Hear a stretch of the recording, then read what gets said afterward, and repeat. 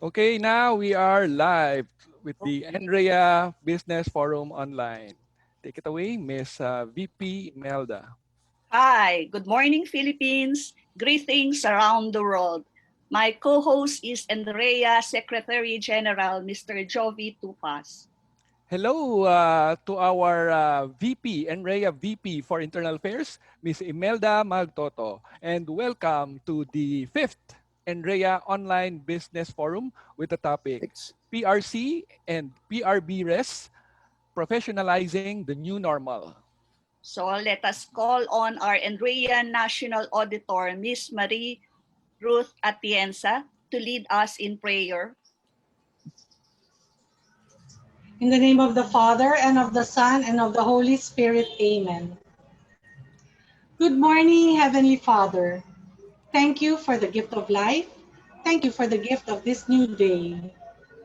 We praise and thank you for you are both a loving and sovereign God, and that you cause all things to work together for good for those who love you, to those who are called according to your purpose.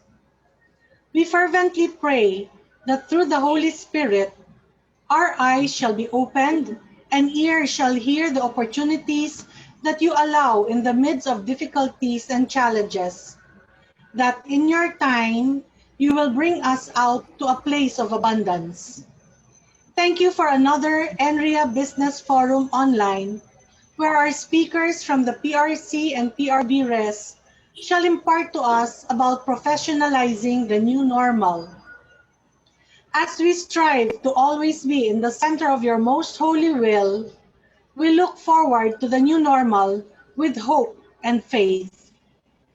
May the Lord Jesus Christ Himself give His benefits so that our land shall yield its increase. This we pray through the powerful intercession of our beloved Mother Mary. Amen. In the name of the Father, and of the Son, and of the Holy Spirit. Amen. Amen.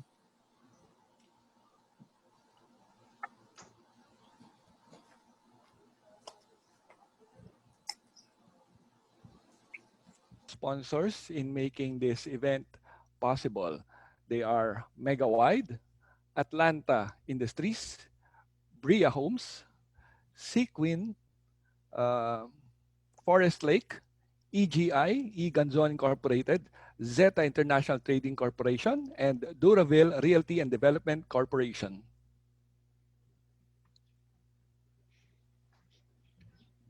Now, I would like to acknowledge our 2020 Board of Trustees and Officers, Board Chair Lady Architect Grace Layug, Board Vice Chairman Benigno T. Cabrera Jr., our National President Mr. Ricky Celis, our EVP Amy Zun, our VP for External Red Rosales, yours truly, VP for Internal, VP for Chapter Zenaida Fruto, our Secretary General Jovi Tupas, our National Treasurer Nicole Ann Marie Chowa, our National Auditor Ruth Marie Atienza, Trustee Rodolfo Tionen, Aniceto Bisnar, Jeffrey Bongat, and Attorney Victoria Polisco.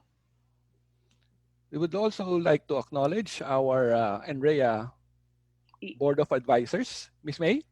Yes, our Chair Emerita, Chair Lady, Board of Advisor, past President and past Chair Lady Marisa Del Mar, our Advisor, past President, past Chairman, Architect Telino Falapox and Junior, also Architect Nestor Mangio, past President, past Chairman, Alejandro Manyalak, past President and past Chairman, Bansan C.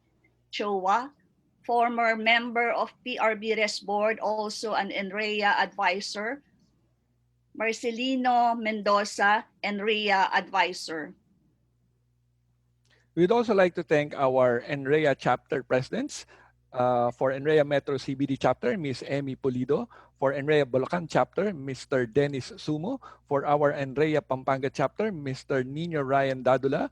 NREA Pangasinan chapter, Romel Agasita. Nrea Baguio Car Chapter, Mr. Joel Jimenez. Nrea Bataan Chapter, Ms. Juliet Refuerzo. Nrea Zambales Chapter, Mr. Dave Lubong.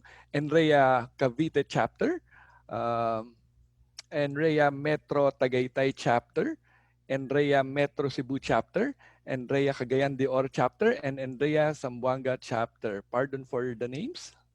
I would also like to introduce our NREA Secretariat, head by Ms. Aurora M. Pusong. Yes, also, our congratulations for EGI 38th founding anniversary. EGI CEO and President Architect Grace Layug will do the opening remarks.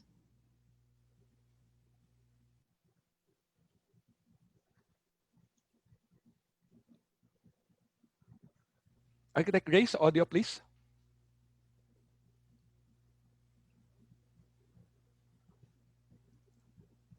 Architect Grace, audio. Is it okay now? Yes. Oh, okay. I'm sorry. Good morning, real estate, and good morning to our brothers and sisters in the industry. We are entering our 8th month since the lockdown. Sometimes time feels too slow, and yet at times it feels too fast. Thus, the saying that time flies. Christmas is just a few weeks away. Thereafter, we face the challenges of a brand new year. There is no turning back. We are headed towards a new world, one that we now call the new normal. Something new is usually anticipated with excitement as well as concern. Concern on not knowing what to expect and concern on how to handle what lies ahead. But one thing we can depend on as we face the unfamiliar is the strength of alliance, the strength of brotherhood.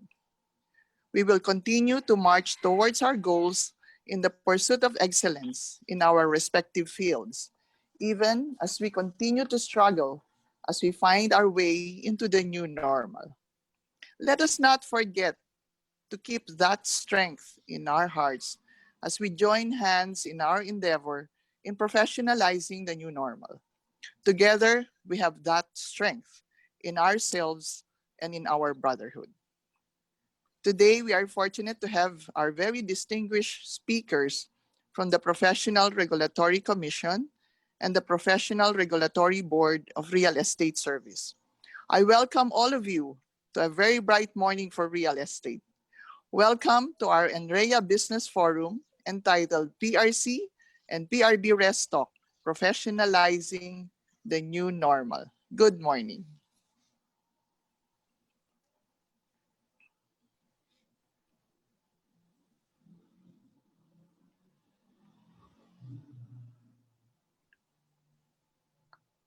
Our topic today can be applied as self-directed learning in PRC.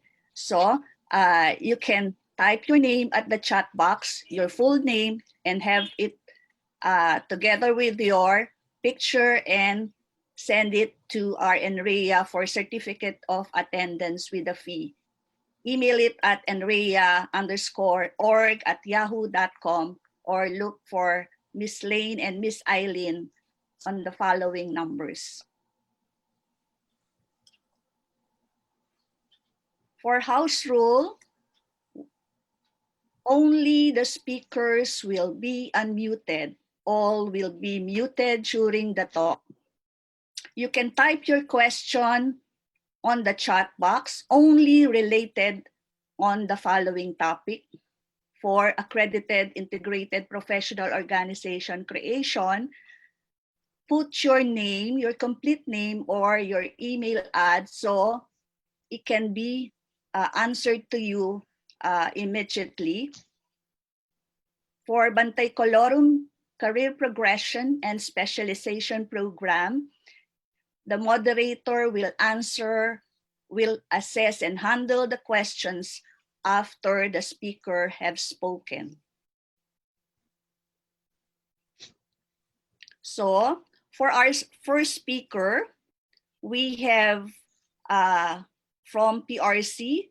She has been with the Professional Regulation Commission for 8 years.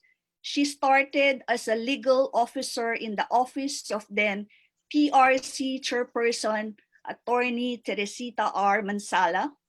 In 2014, she became a legal officer in the office of Commissioner Yolanda D. Reyes. She passed the bar exam in 2016 and is now the officer in charge of the Professional Regulatory Board Secretariat Division that assists all the 46 PRBs in the performance of their mandate.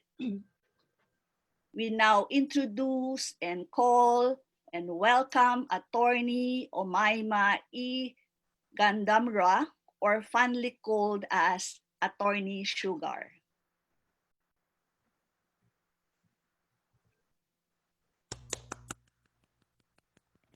Well, thank you very much, VP Imelda Magtoto, for that introduction.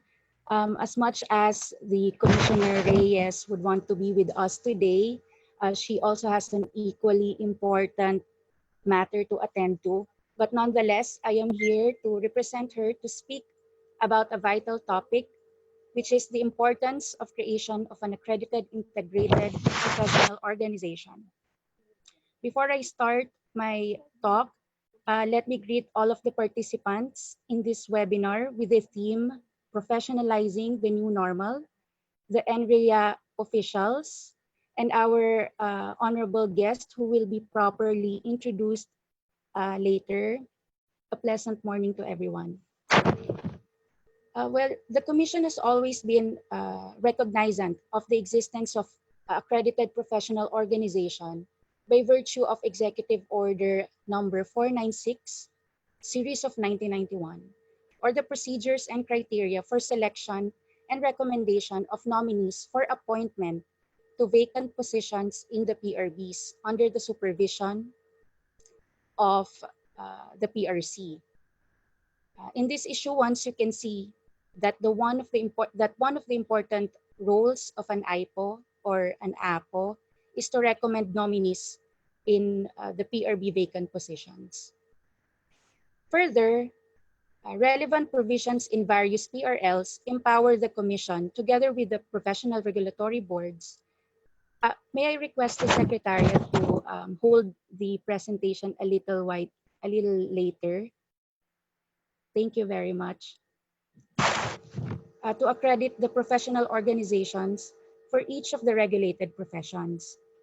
Well, I cannot stress it enough how important it is to have an IPO, especially now that the accredited integrated professional organization is the partner of the PRB in achieving the objectives of the government programs, such as the continuing professional development, our Philippine Qualifications Framework or the PQF, and our ASEAN mutual recognition arrangements or agreements with our foreign counterparts, just to name a few. Relevant also to the procedure of accreditation of POs is the resolution number 1089, series 2018, which was issued by the Professional Regulation Commission and was subjected to several consultations with the PRBs and other stakeholders. I will be sharing with you the pertinent provisions therein. So let us proceed with the slide sharing. May I ask our good secretariat to flash the slides? Thank you. So in when I started working for the commission, I was really clueless on the difference of APO and IPO. Because then resolution number 2004-178 did not define these terms. When resolution number 2018-1089 was issued in February 7, 2018, among the salient features are the inclusion of definition of the accredited from the accredited integrated. Later, we will know the difference between the two terms. There was also a changes in the, can we go back one slide? Yeah, thank you. Changes in the membership requirement also enumeration of qualifications, and also inclusion of the disqualifications because we did not have that in the previous resolution, and appointment of an interim APO or IPO. Next slide, please. So in your screen, you can see the difference between APO and IPO in section 1E and F of resolution 1089. In APO, it is defined as the PRC accredited professional organization where membership therein by profession by professionals is only voluntary, while the IPO, it is specifically mandated by the PRL, specific provision in the professional regulatory law to integrate the professional into one national organization, and where the membership therein by professionals is automatic and mandatory. Therefore, the integration rule is found in your respective PRLs. So I understand that NREA is a multidisciplined organization. So you have an architect, you have also real estate service practitioners, civil engineers. So you can find the integration rule whether or not you have it in your respective regulatory law. Next slide, please. Moving forward, we proceed on who are qualified to be an APO or IPO. Uh, Under resolution number 1089, at the time of the filing, the applicant for an IPO must include as one of its purposes to integrate the professionals of one discipline into one national organization as mandated by the respective PRL, and that it promises to carry out policies, objectives, and purposes pursuant to its mandate. It must also be duly registered as a non-stock, non-profit corporation or association with the SEC or the Securities and Exchange Commission, and duly registered with the BIR. And here comes the membership, which is very important. At least 50% plus one of the registered professionals possessing current and valid PICs must be member of that organization.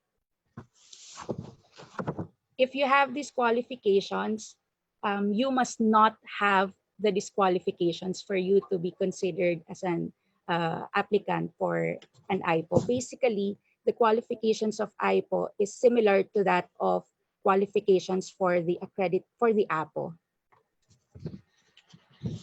Next slide, please. So when an organization becomes accredited, it has great responsibilities, which are also enumerated in our 1089. We have first, the IPO defines the professional responsibilities of its members. It also ensures that its members adhere to the code of ethics, responsibilities, and highest professional and technical standards. Uh, it helps to improve the standards of profession through effective collaboration with the board and the PRC, which I also mentioned earlier that we are partners in achieving the objectives of government programs.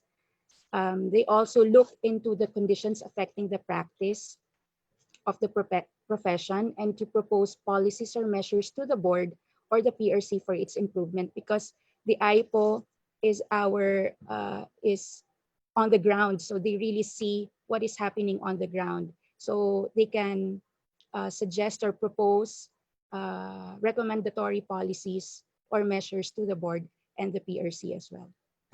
Next slide, please. The IPO also ensures the welfare and best interest as well as harmonious relationship among its members. And also, they have the responsibility to report violations of the regulatory law to the PRC through the Office of Legal Service for possible uh, prosecution or filing of complaint.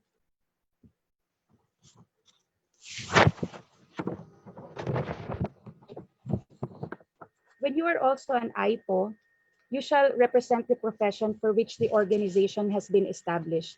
You can also submit nominees for PRB vacancies, bid for yearly outstanding professional organization.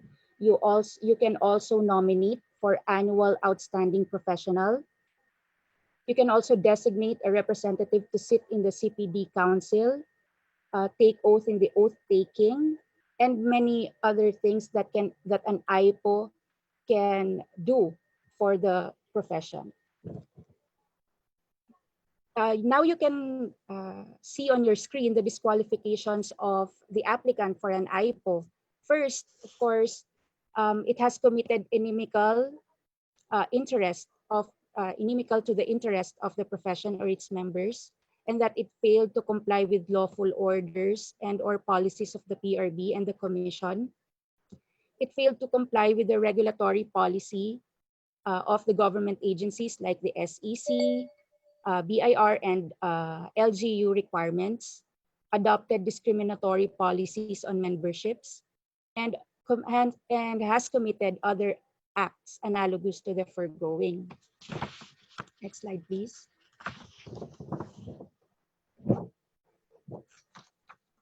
Okay, this is a new provision in Resolution 1089, which is the appointment of interim APO and IPO. Should there be no IPO or APO yet for the profession, the PRC shall have the power to appoint an interim APO or IPO should the circumstances so warrant. The PRC shall issue separate guidelines for the implementation of this section.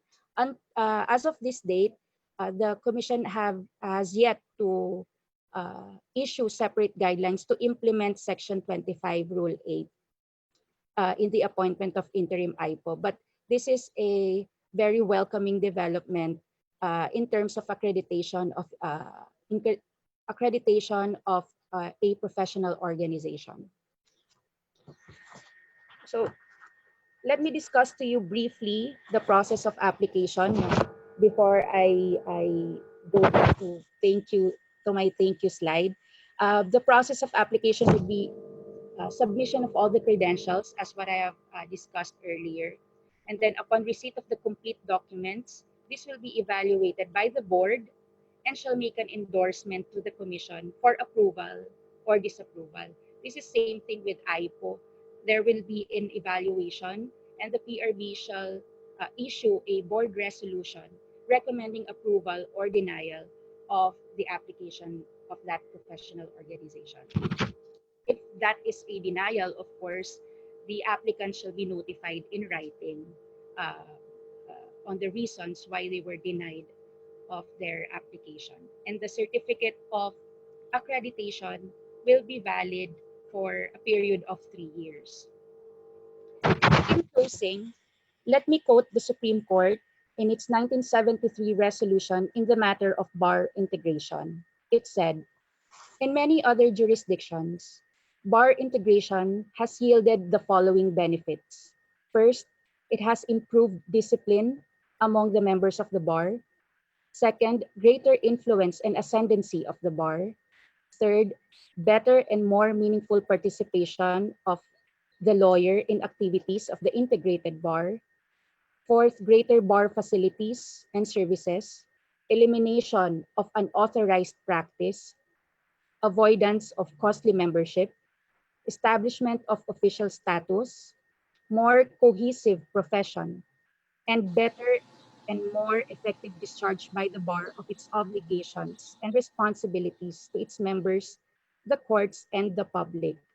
No less than these salutary consequences are envisioned and in fact expected from the unification of the Philippine bar. This statement can also be equally applied in the creation of an accredited integrated professional organization that the PRC and the PRB will accredit in the future. On that note, I thank the NREA organization for inviting me to speak in this webinar, and congratulations on this successful activity. Thank you very much, and keep safe, everyone. Thank you very much, Attorney Sugar Gandamra. Yan, ganda talaga ng name. So at this point, we'd like to ask our chair lady, Architect Grace Layud, to read the certificate of appreciation to our speaker for this morning, Attorney Omaima E. Gandamra. Thank you, Attorney Gandamra. The National Real Estate Association, Inc., the one-stop trade organization, presents this certificate of appreciation.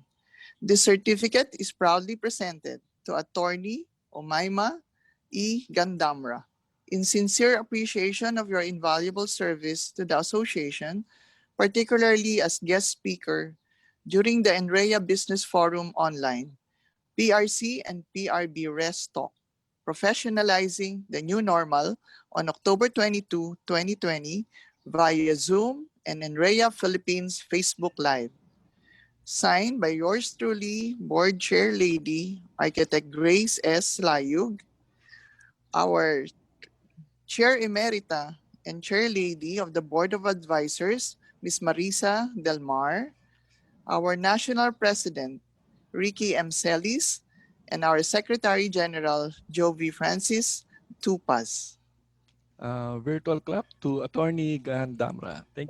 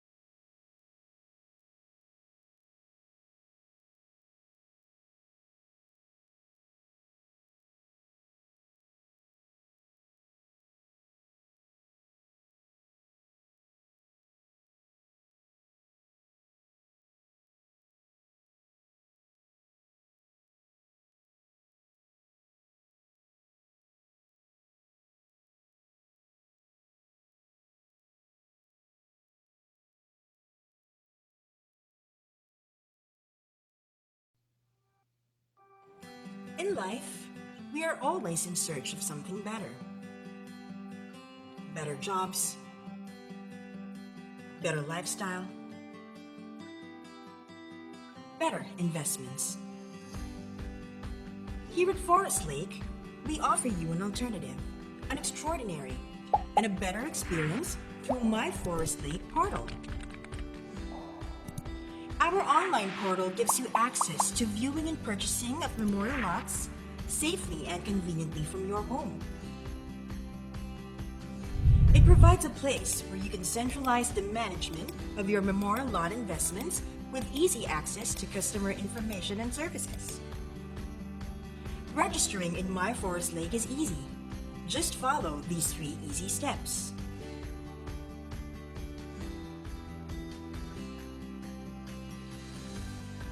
Creating a new account is simple. Go to www.forestlakememorialparks.com. Click on Customers on the upper right corner of the site and you will be directed to the My Forest Lake customer portal. Step 1. Click the link and fill out the form or register using your Facebook account by simply clicking on Login with Facebook. Step 2. Input necessary details as needed.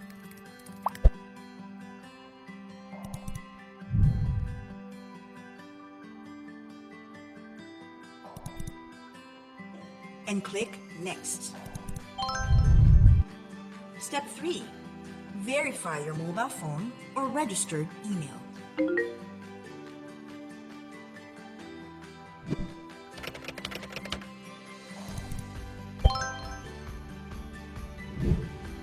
Congratulations! You have successfully registered your account.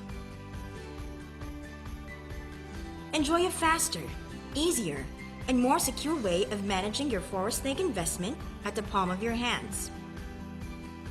View and purchase lots within the safety and comfort of your home. Take advantage of online services exclusive to registered customers. No more long lines when paying your dues.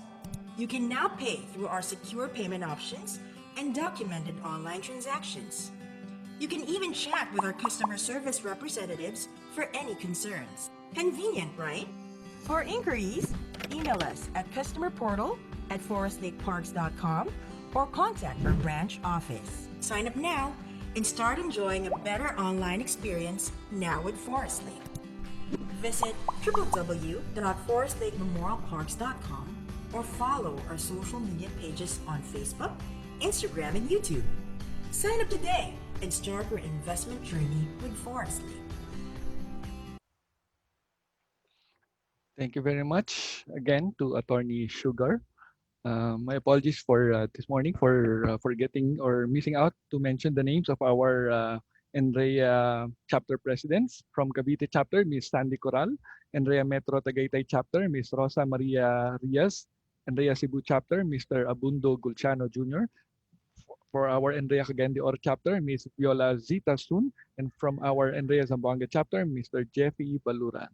Then going back, I would like to introduce to you our Vice Chairman for NREA, Mr. Benigno T. Cabrieto Jr., to introduce our next speaker. Good morning to everyone.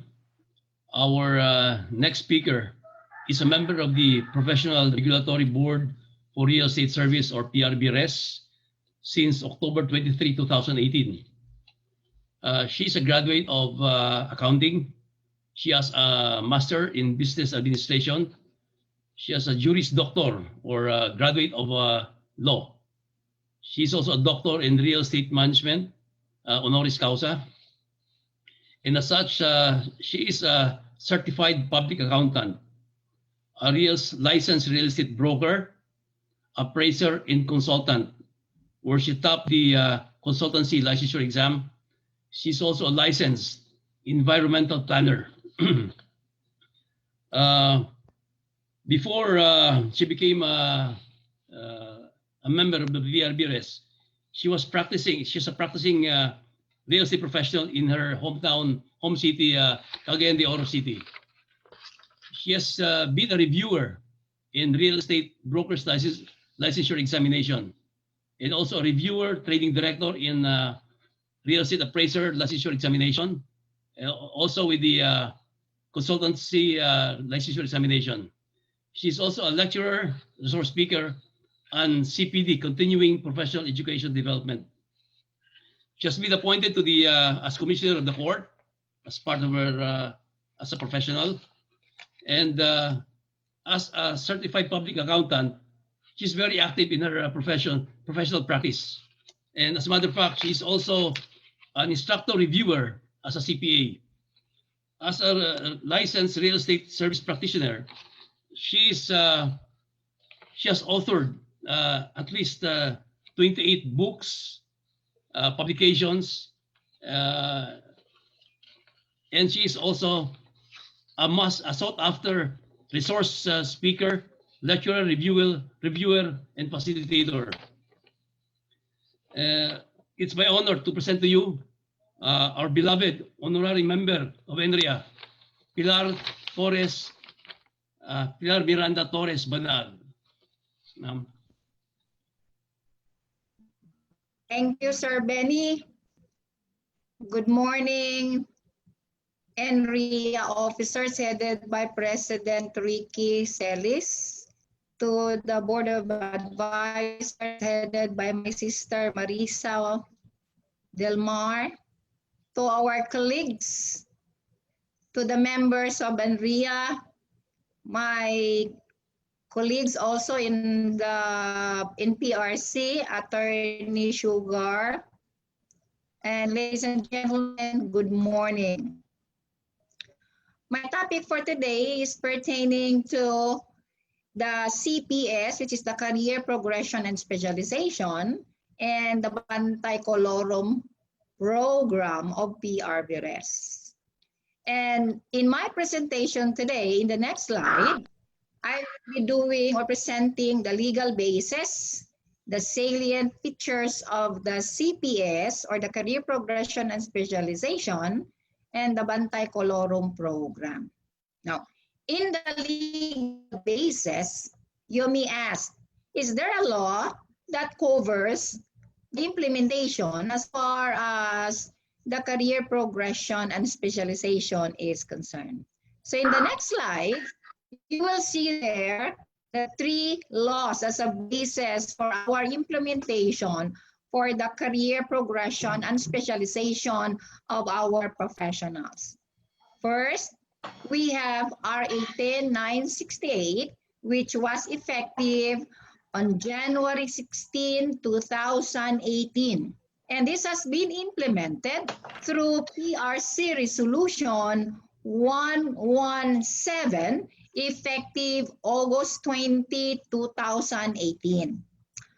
Further, co-equal to this particular law, there is also a law that we have to consider because this particular law is very significant or important when it comes to the implementation of RA 10968. And that is RA 10912, famously known as the CPD Act of 2016, which was effective on July 21, 2016, when it lapsed into law, when it was not signed by the president then. And of course, we have to consider the professional law, the existing professional law that governs the practice of the real estate service in the Philippines. And I am talking about Republic Act 9646 as implemented by PRC/PRBRES Resolution number 2, which took effect in August 9 of 2010. In the next slides, I have there a summary presentation on the real estate professionals' career path. And when we talk about career real estate professionals, we are talking about the real estate consultants, real estate appraisers, and real estate brokers. In the diagram, you can see there a ladder or even the stairs as far as a professional should undergo pertaining to going to the higher level or the higher echelon as far as his or her profession is concerned. Momentarily, under the existing law and prior to the implementation of RA 10968, all of us, based on our professional law, and again, I'm talking about RA 9646, as well as the PRC law, which is RA 8981. When we pass the licensure examination, all of us, we belong to level 6. And even now, regardless as to the number of licenses that one possesses under the PRC, all of us are still in level 6. But when RA 10912 will be implemented and the target date for that, which will be indicated as far as the leveling is concerned, will be indicated in our ID effective May of 2021, there you can see that the professional had already advanced or had remained in level 6 as far as the career is concerned. So from level 6, say a professional would like to advance and move forward as far as the progress of his or her profession. So therefore, from level 6, he or she will go up to level 7. And in the level alignment matrix that we had already drafted, as far as our professional is concerned, in level 7, he will no longer be, or she will no longer be called as a mere broker, appraiser, or consultant. But the new professional title of that practitioner or professional will either be an expert real estate consultant, or, professional real estate consultant, professional real estate appraiser, or professional real estate broker. And in that particular category, our professional must be given the recognition of a particular specialized field. And we label that particular specialized field as a fellow in, receiving or granted with a certificate of fellowship on a specialized category. Example for what we had drafted in the guidelines, or even in the level alignment matrix, or I will call it shortly as LEM or LAM. So example for the fellowship or the possible specialization and fellowship that the board and the PRC can grant would be as follows. For example, in the case of the consultant can be given a certificate of recognition as far as a certificate and fellowship of maybe an agricultural and farm development project, or maybe can be given a fellowship as far as special type of development or project development. In the case of the appraisers, maybe our professional can be given a field of specialization, receiving now the fellowship of mass appraisal, or maybe with a fellowship of expropriation appraisal. And in the case, for example, as far as the brokers is concerned, could be given a fellowship as far as general brokerage, or maybe into socialized housing and project selling, among others that we have enumerated in the level alignment matrix. Likewise, maybe one will not be contented to stay in level 7, because what we required as far as level 7 is concerned is just one, or a certificate of recognition of one fellowship. But we know for a fact that there are many of our professionals as far as the real estate consultant, real estate appraisers, and even the brokers that possesses more than field of specialization. And we know also for the fact that our professionals are holders of multidisciplinaries, or discipline. Further, these professionals are also holder of a higher level as far as educational attainment is concerned. Some of them are holders of master's degree, doctor's degree, or even several doctor's degree and master's degree. And when we consider all of those, there are always possibilities that our professionals will not be contented in level 7 alone. To aim such, the board, upon looking at the implementation of RET 912, had also considered level 8 as a higher level for the career progression of the real estate professionals. Hence, in that level, there are requirements that must be complied. Before such, the same with level 7, there are the so-called descriptors. Descriptors such as the license, the academic qualification, the professional work experience, the professional growth, among other descriptors that we had identified as far as the implementation of our 18960. So going back to level 8, wherein one can be given the recognition as a diplomate in a specialized field based again on the example that I have cited earlier. There are also descriptors and the number of years of experience that one must comply before the conferment of such diplomate title.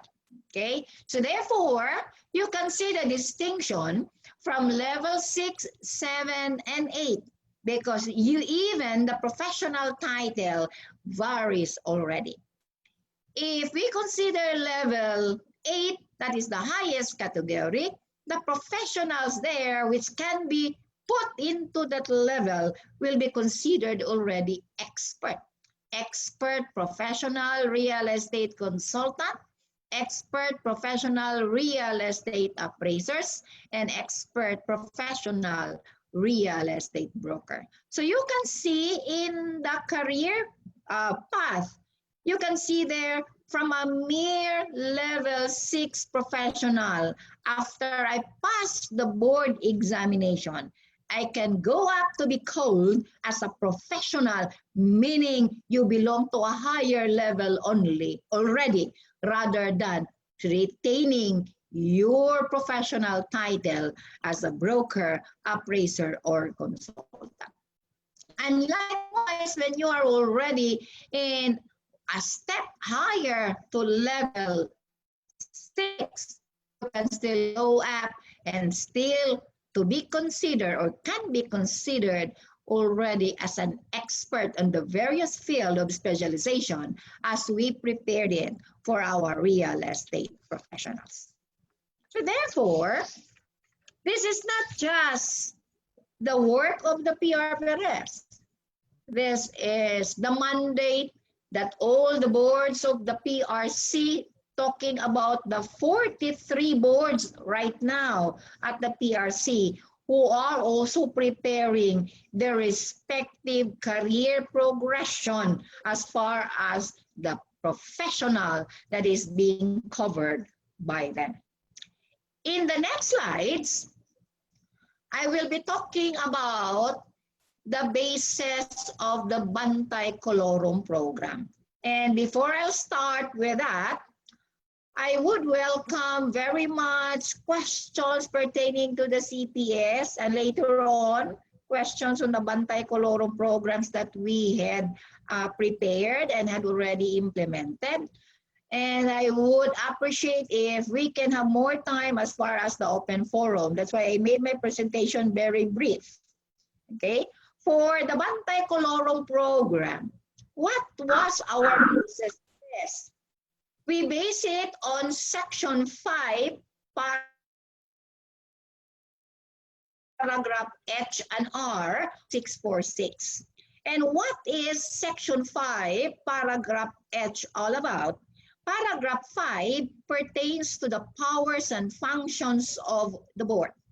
And when we talk about specifically paragraph H, we are talking here about the powers and the functions of the board to safeguard and protect legitimate and licensed real estate service practitioners. And this should be in coordinative effort with our IPO. IPO soon, okay?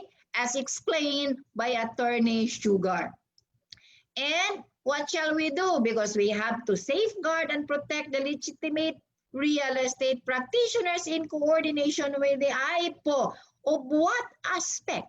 In doing monitoring, even monitoring in all forms of advertisements, the one that we see now in quad media advertisements, even the announcement, signboards, billboards, pamphlets, brochures, and other similar nature concerning the real estate. And when it is necessary, the board will exercise its so-called quasi-judicial power, quasi-judicial and administrative power to finally and completely eradicate the pernicious practice of the unauthorized and unlicensed individuals. Take note that the challenge of the board here is to completely and finally eradicate. And the board is very much aware that without the cooperation of our professional through our IPO, we cannot implement it totally as far as the eradication of unlicensed and unauthorized practices. So therefore, you can also see how important it is to have the IPO. But because of the circumstances now, we do not have the IPO since our first IPO's accreditation was not renewed by the first board then. Further, without the IPO, the board came out with strategies to really implement this Section 5. And that's why to answer the questions of which some of our colleagues had asked, what was the basis of the Bantay Colorum program? Section 5, paragraph H was the basis. In connection thereto, letter or paragraph R was also our basis. Why? What was the provision of section 5 paragraph R? And that is as far as the supervision of the activities of the IPO, and not only the IPO, including the other organization of the real estate practitioners. So therefore, what are the activities of the PRBRES to be able to implement this section of our professional law? The board had already initiated last year its coordinative effort, including dialogue, including possible requests for the amendments of existing guidelines of various government agencies. And that's why when we have dialogues as far as the DILG, BLGF, Bangko Sentral ng Pilipinas, Civil Service Commission, even the previous or formerly HLURB, now dissolved, and other government agencies at that, the board had exerted its effort to extend coordinative effort with them. As a product thereto, the ILG had issued its memorandum circular addressed to all government units or local government units to strictly comply the provisions of RA 9646, especially in the appointments or recommendations for the appointments of the assessor and assistant assessor whose qualification must be a licensed appraisers. And not only that, we explored already and made discussions with the Bangko Sentral ng Pilipinas when it comes to the banks, appraisers, bank appraisers, that their requirement should be licensed appraisers. When we talk about civil service, to adjust the qualification standards as far as those appointments in the government positions requiring the qualifications of RA 1080 as far as an appraiser is concerned. And lately, despite of the fact that we had already visited and made a coordinative effort with HLURB, lately in the DSUD, we had already talked to one of our member, Attorney Aguila, for possible interference or even looking at as far as all of this advertisement, of which we had invited him to enlighten our colleagues and to inform our colleagues to be our speaker in the program that we had launched as far as PRBRS Public RESA or PRBRESA Public Awareness Program. Speaking about PRBRES RESA Public Awareness Program, this is a continuing program. This is on a weekly basis and we had scheduled it in a Friday, except when we had conflict when it comes to the PRBRES meetings and activities with the PRC. And this particular program, when we talk about its objective, is to educate the public, to inform the public that there is the existence of our law, to educate them as far as not patronizing the colorum, to educate them as far as compliance and looking at the compliance of the various laws pertaining to real estate so that they will not be victimized by those illegal or unauthorized practices.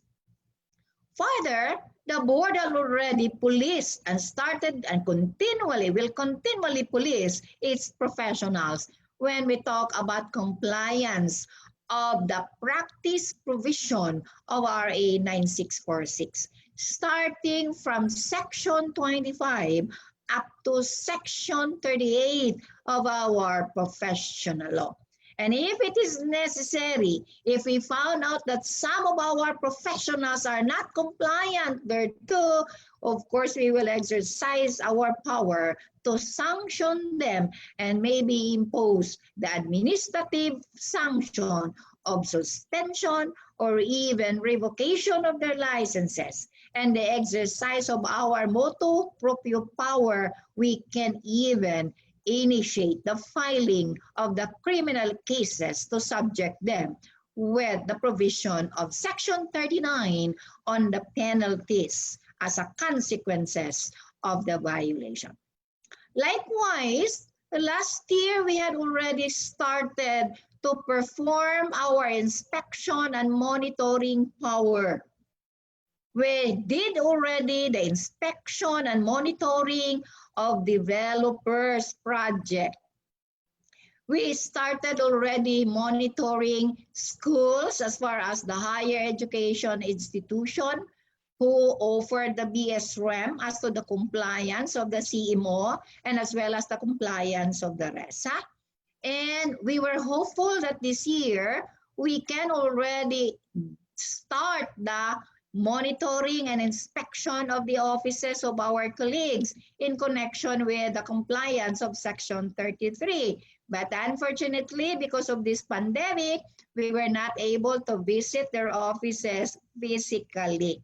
And that's why we're coming out with the program, if it is possible, that we do virtual.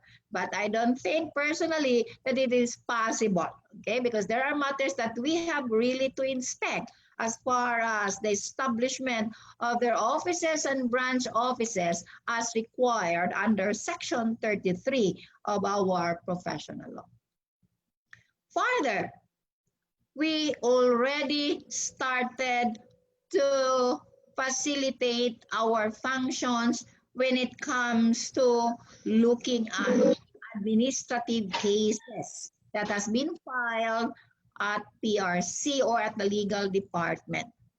When there were complaints filed against unethical practice of our professionals, the board is actively sitting there during the hearing and even coming out with our decisions pertaining to the administrative cases. And rest assured, the board will continually monitor the compliance of our professional in connection with the practice of our profession. That's why, with the program that we had launched, with the coordinative efforts, even the creation of one of the means to communicate the public where they can easily look at the licenses or the legitimate practitioners, the board had also created the so-called Facebook group named as PRBRES, Official Registry of Real Estate Professionals, of which we advise the public if they want to tap the services of legitimate practitioners so that they will not be victimized by the unauthorized or illegal practices of the so-called illegal practitioners or insured colorum, they have to go into that particular Facebook page. I know my colleagues, my friends in Nrea, my family in Nrea, we know that it is not easy when we talk about profession. We know it is not easy when we talk about advancement of our profession or advancement of our career. That's why I believe in the saying that there is no elevator to success. We have to take the stairs to be able to attain that particular level. And for that, thank you so much for giving me the opportunity to be here with you. And thank you so much for listening. God bless everyone.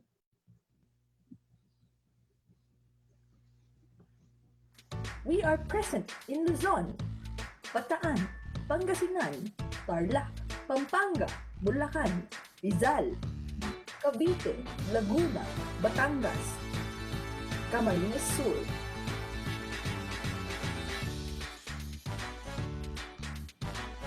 Visayas, Negros Oriental, Leyte, Samar, Cebu,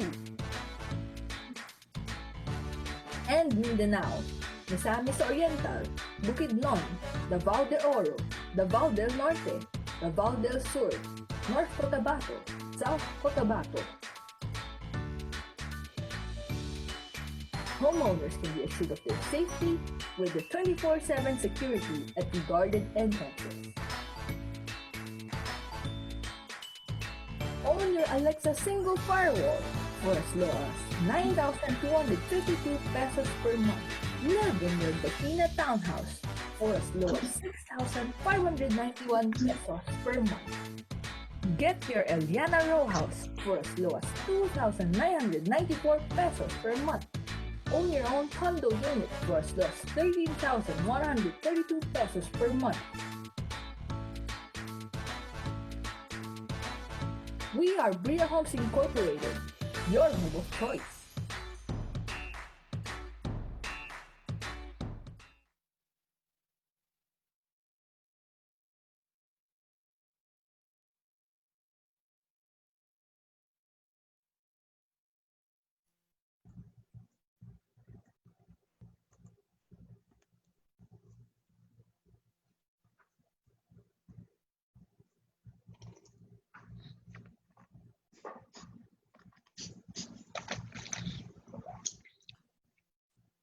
Sa bali nga damag nakabantay lata ti Bantay Colorum Task Force kadagitiman illegal nga real estate practitioners. Akam tinaso nga grupo may binsa-binsa ti report ni Jordan Campana.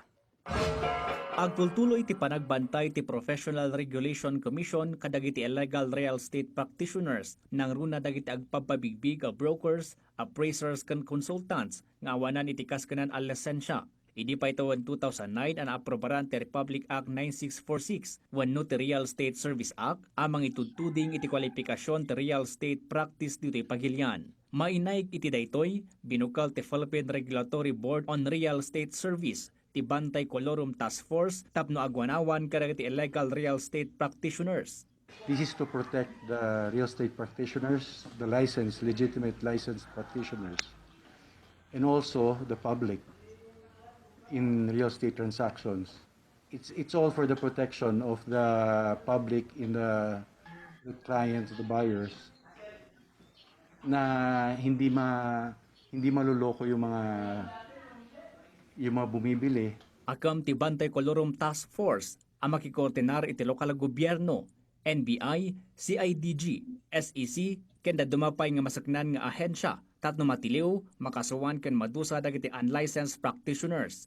Agtultuloy ti kampanya ken panangipakaammo ti BCTF iti publiko kontra kadagiti colorum practitioners tapno maliklikan ti panakaluko dagitoy. Because without license, that's colorum, that's illegal. We try to inform the public that everybody, the property owners should deal with licensed practitioners. we would like to the public to be aware of the RESA law concerning real estate practice. Multa asaan a bumaba iti 100,000 pesos ken duwa atawan apan nakaibalod ti panusa dagiti mapaneknekan nga aglabsing iti resalo. Jorton Campana para iti Pagilian. Umapapila iti tulong. Good morning. Thank you for inviting me to be with you this morning. I am very happy that the Professional Regulatory Board of Real Estate Brokers is coming up with this RESA public awareness program via virtual platform. So I would like to commend and congratulate Chairman Ofelia Binag, members Rafael Fajardo, Pilar Banaag, and Jose Arnold Tan. They are very, very active. They're very, very supportive in all the works and the projects of the Commission, and I would like to thank them for being so. And I would like to welcome also the practicing real estate brokers, our consultants, our appraisers, maybe there will be sales persons here. Ladies and gentlemen, welcome to this program. And this will be a series of presentations. And it's really very heartwarming to know that real estate is really doing its part, the real estate board. What I am not happy about with this board, but it's not their fault, is that they do not have an APO. They do not have an accredited professional organization. We tried very much to be able to come up with one until I have to say, okay, to the board, okay, it's your call. You try to see how you will be able to group them and have your own APO. Because an APO is very, very much needed, especially now that we have so many programs for our professionals in the midst of cross-border practice, in the midst of mutual recognition arrangements, bilateral recognition of professional qualifications, and most especially our career progression and specialization programs. We have a lot of things going in the PRC that would need the participation and the contribution of your APO. That's why you really have to get together and be there for your profession. Forget about personal gains or personal whatever, but please, you work together for an APO that will work for your profession. Otherwise, you will be left in the dark. Because now, CPD is working very well. I would like to thank the hardworking board members. But the next part of the CPD now would be the career progression, wherein your professionals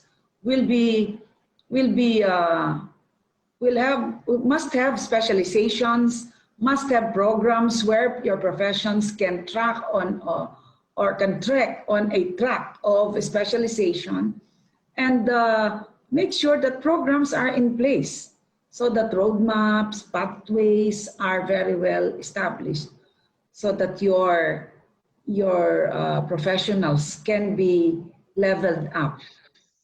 Yeah, so in the future, actually, our IDs, our professional identification cards, will also have a leveling identity there, whether you're on level 7 or level 8.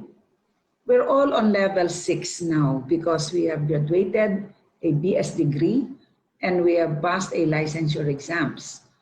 But for you to go to level 7, you must be able to come up with a specialization and qualifications and competencies, skills, values, and knowledge that must be inputted in these specializations.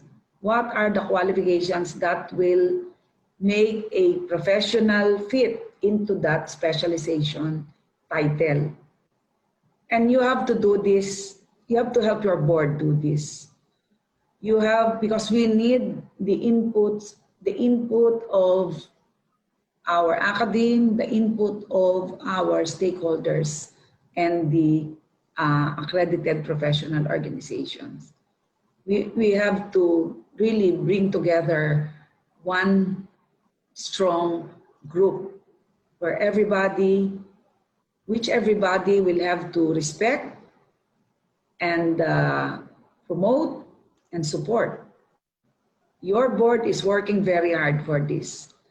Felia, Binag, si Paeng Fajardo, Pilar Banaag, and of course si Arnold Tan. They're really working very hard. We would have some meetings and then they would have their own meetings.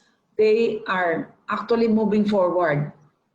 But they're moving forward with this CPS program, with your CPDs. They're moving forward. They're handling it well. But what I'm saying is we would need a consultation, a real consultation that will come from the stakeholders. And this is where we need you all. We need you really to unite. We need you to think of your profession first before you think of yourselves. So as an oversight commissioner of this board, I feel sad because you don't have an APO. I feel happy because your board is working very hard. They're progressing. They know what they're doing. But at the end of the day, we will still need you there as an APO. So, but this public awareness now that they are doing is one of a kind, because in spite of the pandemic, in spite of lockdowns and quarantine status, they thought of something that should benefit the professionals, their professionals, and that's why I commend them. I salute you, board, and more power to you. And I am appealing to the public, to your members, to your professionals, to support you without any condition, unconditional support, in order for your profession to move forward, especially in this time of global cross-border practice, global comparison of qualification. So let us all be one in making sure that the real estate brokers, the appraisers, the consultants will be moving up the ladder as we would see other professions to be doing. So with that, I would like to congratulate again our board, and I would like to welcome everybody for this very, very good and timely launching, and that is the awareness of the RESA law. Magandang umaga sa inyong lahat at mabuhay kayong lahat. Smart decisions. That's something everyone wants to make. Like when buying a new place. Do you go for location? Go! Only every month? Fresh breeze. Or having no brownouts. How about smart planning and engineering that give you all of these? Take a closer look at West Insula, where you get to live easier, live wiser. At West Insula, you get perks that make day-to-day living a greater comfort. Just think of these smart features. Full backup power. When brownouts happen in the rest of the city, keep the computer, air conditioner, and everything else you need up and running. West Insula provides full backup power in all rooms, in all units. Water saving system. When it comes to wise water management, West Insula is designed to collect, purify, and treat rainwater for use by homeowners, giving you practical savings. Smart vents. And how about staying cool even when the air conditioner is off? West Insula has well-concealed vents that promote optimal airflow through every room, even when the windows are closed. Maximum energy efficiency. West Insula is engineered for ultra-efficient energy consumption. Take advantage of the patented electrical loading system that delivers maximum power at minimum cost. What's more, every homeowner gets to monitor their power consumption right at their doorstep, so you pay only for your own bills. No shared costs, no hidden charges. Atrium. Unique to the design of West Insula is the atrium, a central shaft of wide open space at the core of the structure, offering the added advantages of free-flowing air, natural light, and a relaxing ambiance. Ready to take a look? West Insula, built by EGI and Maryleaf Realty, stands tall with 25 stories at the corner of West Avenue and EDSA Shopping District. A train station, medical clinics, and malls are also just a few minutes away, so you don't have to go far to get far.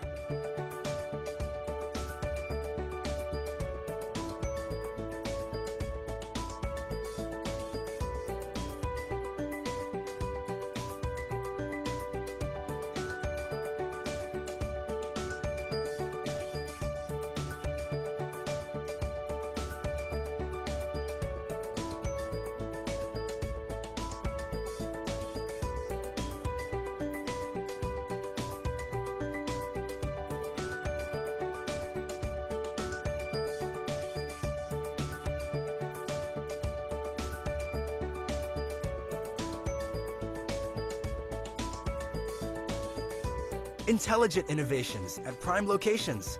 That's what smart engineering for practical living is all about. See one of Insula Condominium's masterpieces for yourself. Schedule a visit to West Insula today. Make the smart move.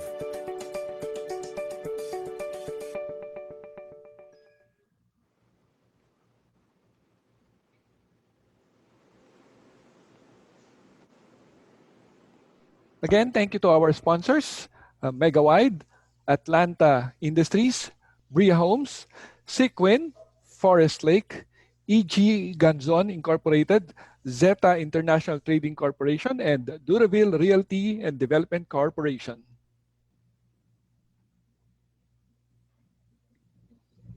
Thank you, Honorable Pilar Banaag, for that informative talk.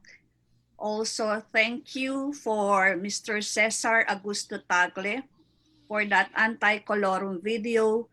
He's a former NREA officer of Baguio CAR. Also, thank you for Commissioner Yolanda Reyes for that video message. Now, would like to acknowledge Santiago Ducay of SHEDA, Dr. Eduardo Ong, the first PRBRES chairman and NREA honorary member, Ray Galacio from Mandaluyong City Realty Board, Rose Rias, president of NREA Metro Tagaytay, also President Emmy Polido of NREA Metro CBD with Rose Fabi Suarez, Gina May Estrelles, Reb Tricia Sorbanyo. Also, Cebu President NREA Chapter President in Cebu, June Gultiano.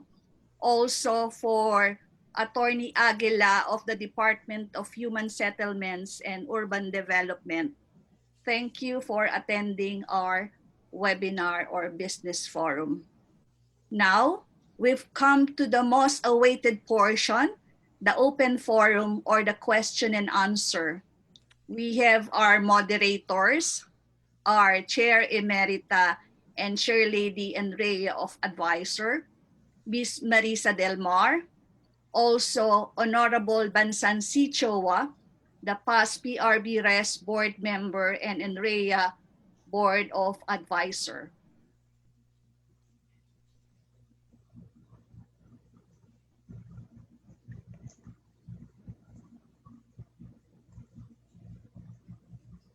Hello. Hello, good afternoon. Thank you so much, VP Internal May Magtoto, and of course our SecGen Jovi. First of all, I would like to congratulate our speakers are all fabulous. They're so good and very informative po talaga. And I would like to say thank you kay Honorable Yolanda Reyes, ang ating commissioner po ng PRC, for that wonderful video that was sent to us para po sa kaalaman ng nakararami sa ating Nrea family and sa ating po mga special guests and dignitaries at mga real estate agencies po na kasama po natin ngayon. I would like to say also thank you kay Honorable Ofelia Binag, ang ating chairwoman ng PRB Res. Kahit po wala pa po siya dito, well represented naman ang ating board member, ang ating kapamilya dito po sa Nrea family, si Honorable Pilar Torres Banaag. Sis, I love you. It was very wonderful at saka talagang natuto kami ng gusto sa iyo. First of all, I would like to congratulate ang aking kasama, ang aking board of advisor din, ang ating co-moderator. Palakpakan po natin ating Board of Advisor also, Bansan Chowa. Hello, Bansan. Where are you? Andito pa rin. Ayan. Okay. Hindi ko na ulitin lahat yung pagsasalamat natin sa mga speaker natin saka sa mga nagbigay ng presentation. Yes. So siguro, Madam, with your permission, would like to ask the first few questions. Kasi I think the instruction was will not ask any questions about...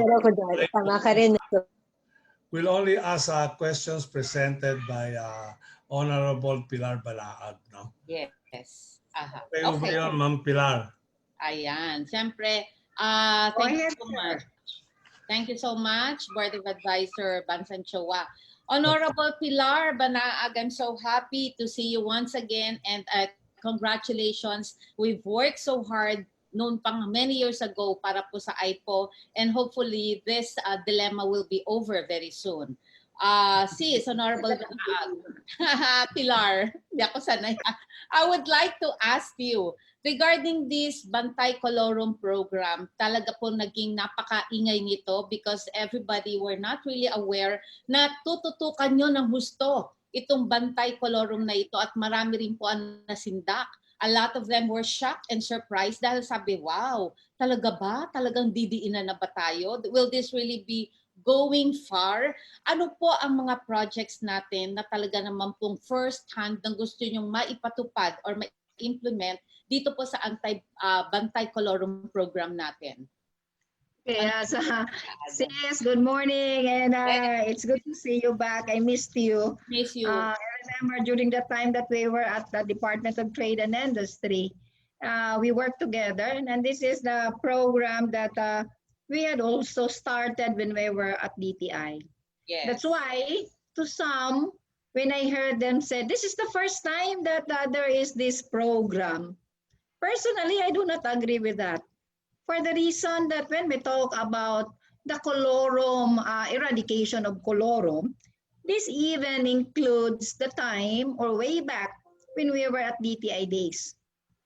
I could remember in Cagayan de Oro, we started not Bantay but Anti-Colorum campaign in coordination with the Department of Trade and Industry as well as HLURB.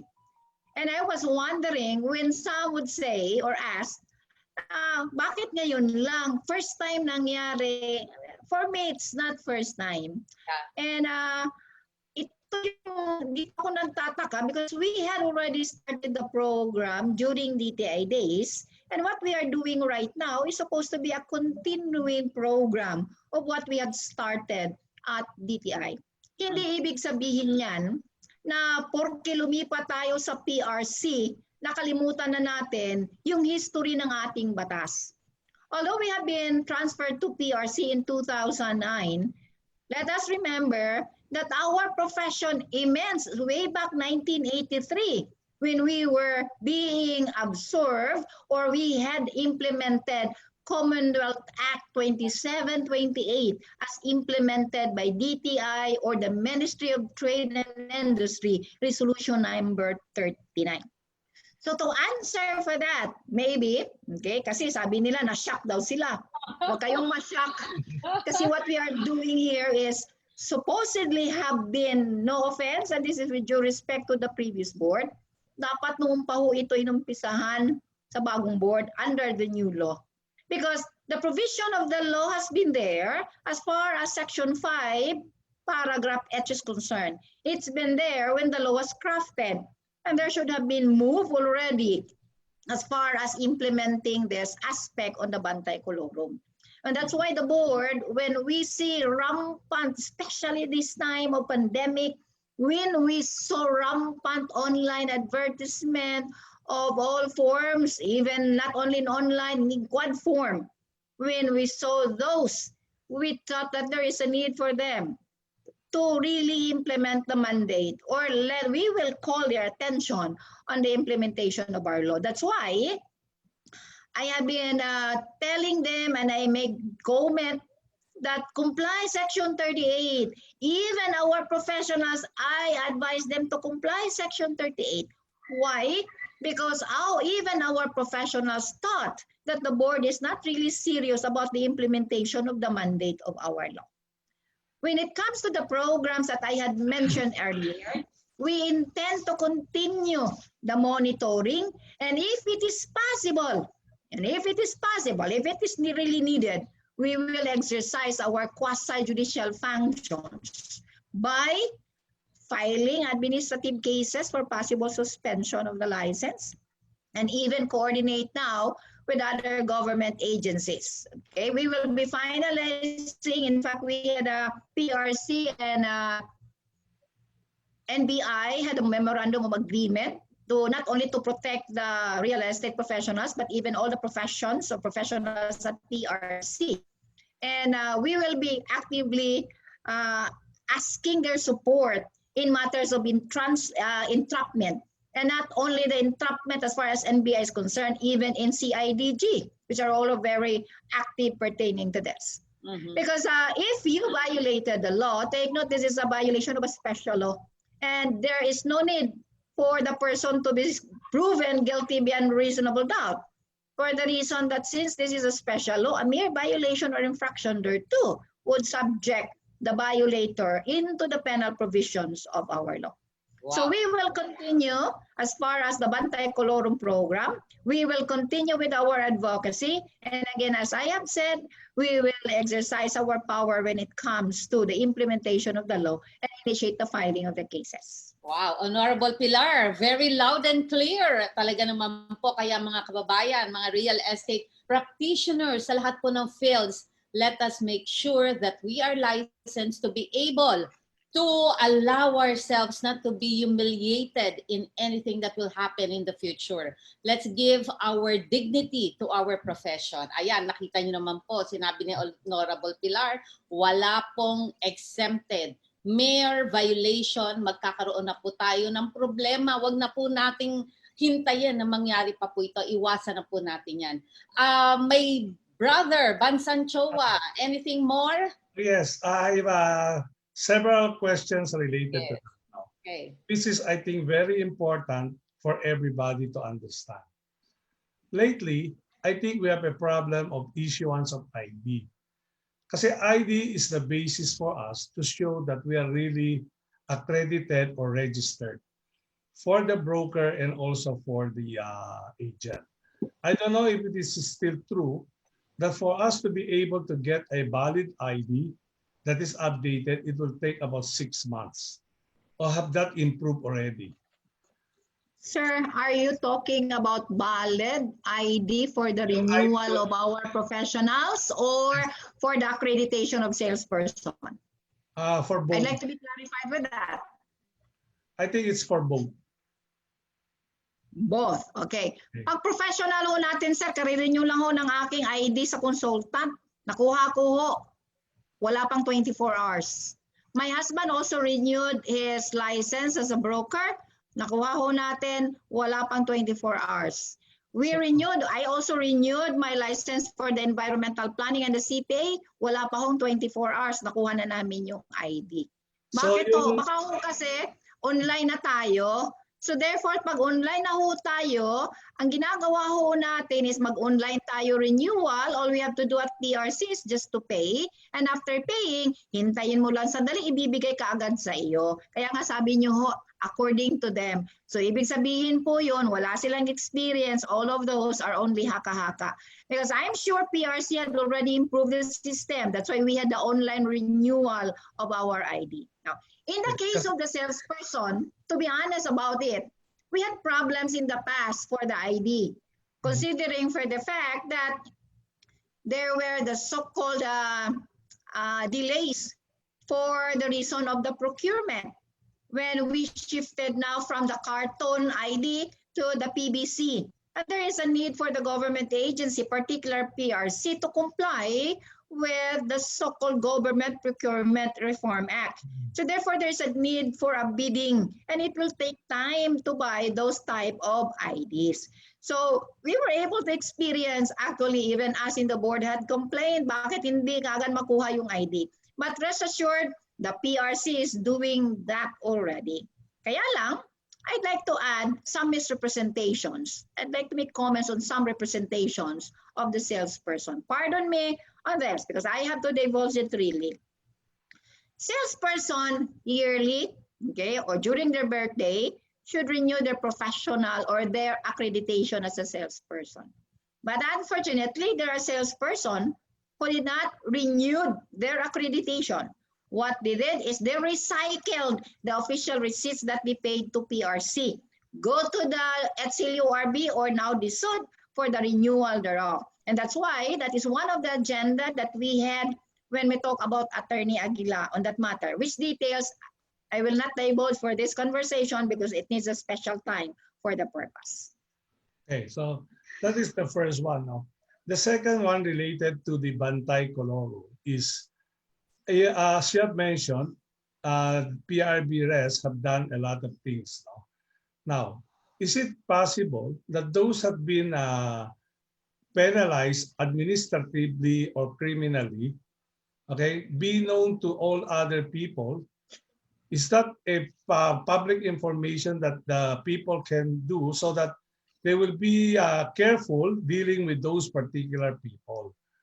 Kasi I think that is one of the purpose of the Bantay Coloro, to make sure that only qualified brokers or agents should be able to be dealing with the public. Sir, unfortunately, meron hong isang video dyan na hindi namin pina-play. That was the apprehension of CIDG in Angeles City. Hindi na namin ho na-play for the reason baka kulangin tayo ng time. Now, when it comes, and this is something very sad, when it comes to complaints against violations of our professionals, and take note as far as the jurisdiction of PRC is concerned, PRC will only have jurisdiction if the violation was committed by the real estate professionals, meaning committed by the broker, appraisers, and consultant. And there were cases that has been filed at the legal office of PRC pertaining to that. But unfortunately, during hearing, the complainant will not attend hearing. And that's why we were forced under the circumstances, because of the non-appearance of the complainant, to dismiss the case. Because there is no detailed proof for that. So how could you convict a person whose complainant is no longer interested to pursue the case? And that's why we had several cases that has been dismissed because of this type of attitude. And that's why during the awareness program, we requested the complaining public and even our professional to substantiate their complaints. Give us evidences, give us document to show that the person had really violated the law. Likewise, we also made an appeal to our colleagues and to the public. If the respondent is not a professional, definitely PRC and PRBRS does not have jurisdiction there too. So what are they going to do? Let them go where? To HLURB, especially if HLURB has jurisdiction, or maybe go to NBI, or maybe go to CIDG. Rather than keep on complaining, PRBRS had not done something about this. I think the question is, of those that you have convicted and you have jurisdiction, would it be available to the general public? Sir, kung meron, yun na sinasabi ko, sir, kung meron lang kaming case na na-convict, sana pinalabas na namin. But unfortunately, yung mga na-file were all dismissed for the reason that the complainant did not show up during the hearings. So I think that is very important for all of us to understand. Kasi I think the impression of everybody, not only kayo siguro, is any case related to brokerage or salesperson, be it a professional or be it a non-professional, can be filed with PRBRES. I think that's the No, general impression. that's one thing that I would like to correct, sir. If the respondent is not professional, is not, meaning not licensed as a real estate broker appraiser, PRC and PRBRES does not have jurisdiction over them. Because what PRC has are only registered and licensed real estate professionals. So that is Thank you, Ma'am Pilar. That's why we raised that question, because a lot of people's impression is, regardless of what type is the person, the case can be filed with PRBRES. Yes, sir. Okay, That's so why we have to it's correct very it. clear. It's qualified that if it is not a professional, the only department that you can go to is DSUD, which now is under ang SLURB and also the NBI. Okay, it is not about PRC or PRBRES handling an unprofessional licensed practitioner. Well said, Thank you sir. marami. Yeah. Thank you so much, Board of Advisor Bansan. There are some few questions here for Honorable Pilar Banaag, and these are personal experiences of our licensed brokers and unlicensed brokers. So we would Okay. like to hear straight from Honorable Banaag. Ang isa pong scenario is there's a real estate licensed broker who sold a condominium unit in BGC, and he promised to have a 50-50 separation of the commission, like a sharing, 50-50 sharing with an unlicensed broker. And then one thing he promised, this licensed broker promised the buyer that the capital gains must have to be shouldered, of course, by the seller. Everybody knows that. But after 3 years, fully paid, the condominium was fully paid, the licensed broker do not honor the capital gains that has to be shouldered by the seller, and the seller is his aunt. That's case number one. And then case number two, the promise sharing of commission was not given to the unlicensed broker because the licensed broker told her, finally, after the full payment, you're not a licensed broker, you cannot partake of the 50% sharing. So in your honest opinion, before I already gave my advice, but they would like to hear it from you. They are listening now, Honorable Pilar. Okay. Dalawa yung scenario Dalawa yan. natin, ano? Yeah. Dalawa, okay. Yung una, promise of sharing of commission. Yes. Yun yung critical dyan. Kasi when it comes to the taxes, we understood that the liability as far as payment of the capital gains tax and doc stamps, being a capital asset, will be shouldered by the seller. That is a general rule. But if there is an agreement between the seller and the buyer who will shoulder all of these taxes, then that particular agreement should be respected. Because there were instances as far as the transaction is concerned that the buyer and the seller can agree, oh, sige, this is the price. I will reduce the price, but you have to pay all the taxes. And if the buyer will agree, then the buyer shoulder the expenses. In that particular case of yours or your friend, nag-promise yung seller ang magbabayad. So, as to the violations of non-payment of the taxes, it is internal between the contracting parties. Now, in matters of the commission, and let's look at it as far as the law is concerned, and even as far as the other laws is concerned. Are we allowed by law to share our professional fee to an unlicensed individual? The answer is no. Okay. However, in certain extent, we can give referral fee. But when we talk about referral fee, that is a minimal amount. Let's say your professional fee is 500,000 and you are giving a referral fee of, let's say, 2,000 pesos or 5,000 pesos. That is a minimal amount. But when we talk about sharing of a professional fee in a 50-50% sharing scheme, that is not allowed under the law. So what will be the remedy? Okay, and this is my advice for the respondent, meaning yung nagreklamo. Itumbong mo sa PRC, ibigay mo yung detalya ng broker na yon so that we can take action and initiate the possible administrative sanction for the revocation or suspension of the license of that broker, because that is unethical as far as the code of ethics is concerned. That's very good. That's very unethical. O mga kapatid, hearing it from Honorable Pilar, siguro naman hindi nagkalayo yung pinag-usapan natin. Thank you so much, sis, Honorable Pilar. It was very enlightening, and I'm sure a lot of our broker salespersons will learn from this mistake. Hopefully, wag na pong maulit ito. Brother Bansan? Meron ako idadagdag dyan, Sis Maris. Yes, yes. This was the case that we had received from PRC pertaining to the broker who sold the property of a seller without a written authority. Oh. The board had already issued a memorandum to all the brokers. In case you will sell properties of the registered owner, please seek first the written authority to negotiate for sale. Because once you fail to do so and you sold or sell the property of that particular person or property owner, you can be subjected also, not only as far as the criminal law is concerned, for the reason that you are making misrepresentation. Yes. Okay?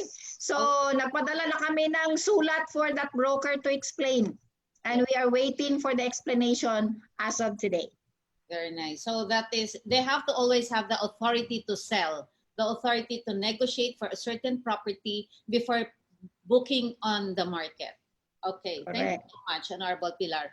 Brother Bansan. Ma'am Pilar, can I just Yes, sir. say something before I go to the next question about the qualification framework that you were talking about earlier? No? I wanted to make sure that everybody understood to protect both sides, the developer, the broker, and also the buyer. I think everything have to be documented. Especially yung sinabi niya kanina about there were a lot of online violations. I think there is already a format that had been done by a lot of developers and the brokers together to protect themselves against misrepresentation and other practices being done by the broker and also the buyer and the developer. I think if we want, we can share with you some of the forms that we have been using right now, because we in particular is involved in the three parties always. As a developer and as a marketing officer and also in behalf of the buyer. Kasi we get a lot of complaint right now which now are being handled by SLURB. Kasi nga karamihan dyan is about advertisement online na sinabi nyo kanina. They will misrepresent but it is not actually what was approved by SLURB. Everybody Yes, has sir. to understand everything have to be approved now by SLURB, including advertisement, including TV, or even things that marami ng bagay ngayon na dapat aproban before it can be finally updated. But Yes. sa problema lang natin ngayon, sa bilis ng technology, ilalagay nila ngayon, pag may nag-complain bukas, tatanggalin na naman nila. But that is already become an evidence against the developer or even against the broker. So we will share with you also, Madam... Sir Bansan. Sir okay. Bansan, let me react on that, sir. Sige. I am a person not fun with Facebook, to be honest about it. But when I was appointed with the PR Beres, I tried to make adjustment. For me kasi looking at the Facebook in a day is a waste of time. But I've learned something when I already assumed my post at the PR Beres. And in fact, my cell phone now is full of screenshots of those violators, of which I will be presenting to HLURB or this soon. pertaining to this. And we encourage also the members of the Bantay Colorum Task Force to take pictures, screenshots on all forms of advertisement and present this to DSUD. Now, I know the resolutions that you are talking about, and that is Resolution 921, which took effect on April 15, 2015. And when we talk about Resolution 921, it covers all forms of advertisement, meaning quad media advertisement, to be monitored or to seek permit from DSUD. However, we've noticed it even in print media, even in advertisements. Typical example for that, sorry, and I have to say this, because I was observing in your advertisement as far as your video presentation, and there was no even mention about the advertising permit approved by DSUD. Sorry, sir, I have to say this, and I have to be candid about this. And even as far as online advertisement in media, Viber, Messenger, Twitter, and all of those forms of advertisements, I have noticed that there was a violation as far as Resolution 921 of DSUD is concerned. That's why we talked with Attorney Aguila pertaining to this, and we will be coming out with solutions as far as the initial discussions that we had when we talk about the MOA, when we talk about the task force that the DSUD will be creating. So what we had, I commented as far as Facebook is concerned, is really calling the attention of those advertisers to comply also resolution or section 38 of RE 9646. Because if we flood Facebook with the compliance of section 38, the public will be protected because they will know that the person who did advertisement in compliance with DSUD advertisement are legitimate practitioners. And these are one thing that we would like to see as far as all forms of advertisement is concerned. Okay, thank you so much. Thank you, Ma'am Pilar. Brother Bansan, you have anything more to say before I shoot the next question? Last question. Brother, Board of Advisor Bansan, okay. Honorable Pilar, may I ask you, talagang this is very important because this is coming from a buyer in a condominium, not in a condominium, I'm sorry. It's in a mixed-use development project. One buyer bought a property and it has like a lot area, and this lot area was in the deed of contract or deed of conditional sale with the developer. It says there 450 square meter, and then it will be already with structure furnished, right? Okay, it's in a first class subdivision with a known developer. But then after 2 years, the developer wrote a letter that the lot area is not only 450, it became 478 square meter. So that the buyer, okay, I will add more. Another year thereafter, another letter was sent to her office and said they did already again an additional, what do you call that, resurvey, and it's more than almost 70 square meter again. And then the buyer said, okay, Miss Marisa, what can we do? Actually, I'm the one who sold that. But then I'm not the developer. So I said, okay, Mr. Developer, I don't think my buyer is now interested to go on with the sale because this has been too much for her to handle. The budget has been allocated, and adding more millions of another 5 million or 6 million is too much for her. So we wrote a letter and we had it for Marisa Magsino for maybe 1 year. We never received an answer because I was too busy. I said definitely that will happen. And then I told my office, you wrote Marisa Del Mar, the broker. Then 2 days they called, and then I said, Ma'am, you should have to. What is now the question? The question is it right that I asked them it has to be withdrawn? The money of my buyer should be withdrawn because it's not on our end. The fault was on them. And then they said, okay, can we ask you to write or to sign a quit claim? There's no complaint, no advertisement, no nothing.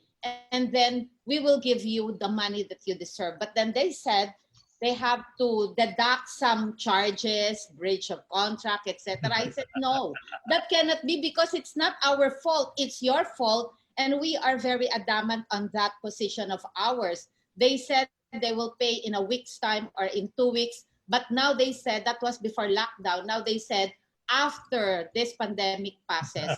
In your honest opinion, Honorable Pilar, what can you say about this?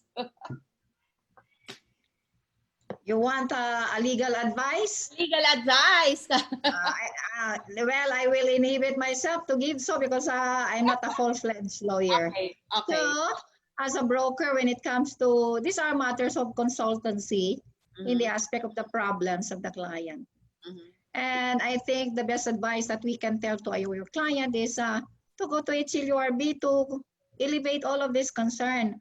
For the reason, yung nga ang importante na kailangan humingi sila ng advertising permit. Because what is written there in that particular product or project should be the one that will be disposed to the client or to the buyer.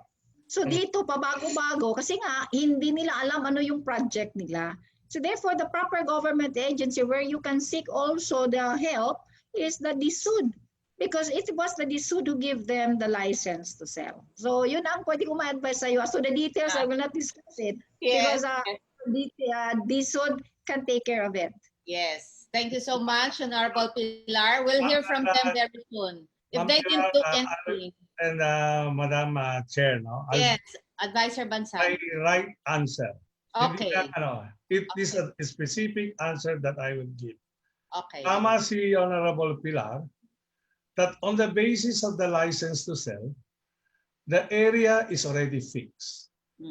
You cannot change an area until you go back again to DNR and have a resurvey done. Then you go back again to HLURB to get your license to sell again. That is an amendment to your license to sell. It is not that easy because you spent a lot of money. Before you can change a title, you have to do a resurvey.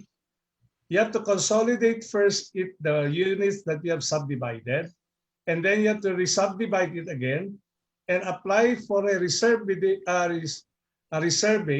for DNR to approve it and issue you a new title. So the old title that is already subdivided at 450 square meter, before it can become 470 square meter, a lot of costs have to be incurred. If I'm a developer, I will not do that just because I wanted to get additional 10% or 20% on the lot area. Because you have a total project, for example, 5 hectares.